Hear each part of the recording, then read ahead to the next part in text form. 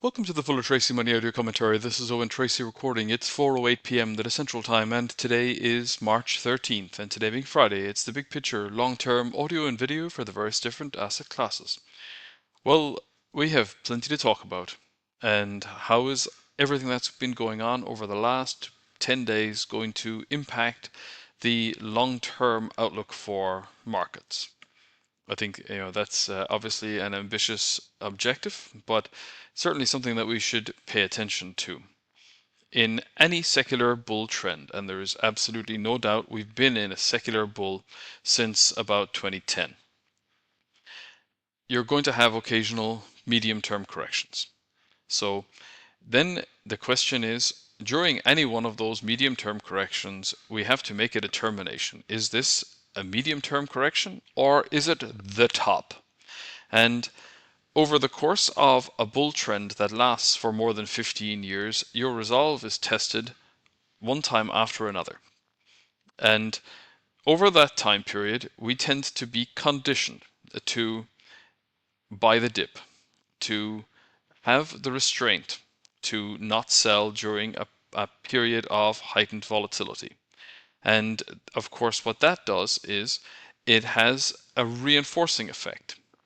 The more you're willing to sit through bouts of volatility or to accept occasional periods where you experience profit erosion and then are subsequently rewarded for it later, then the chances of you being able to adequately sell down into the end of a trend becomes increasingly more difficult, because the power of the buy the dip is what is the foundation behind a major bull market.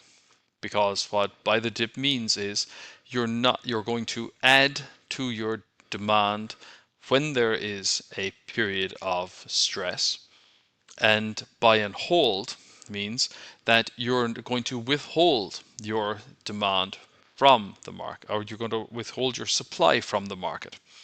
So if you're willing to put more capital to work during periods of weakness and you're not willing to sell at all, well, then what that basically does is it reinforces the demand picture relative to the supply picture in the wider market, and that's what helps to the trend to persist, and that will continue for years, in potentially even decades at a time.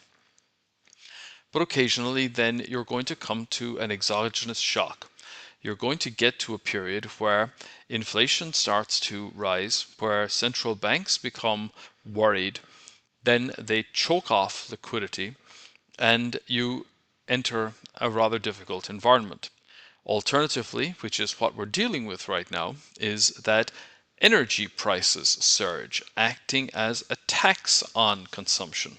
And then because of that tax, people have to make decisions about where they spend their money and how are they going to afford this additional new tax. And then that means that it has a knock-on effect on the entire economy. And then that can manifest itself in lower performance for various companies, earnings deteriorate, valuations come under pressure, and then you go into a bear market as well. And of course, that is of course contingent on prices staying up for longer in the energy sector.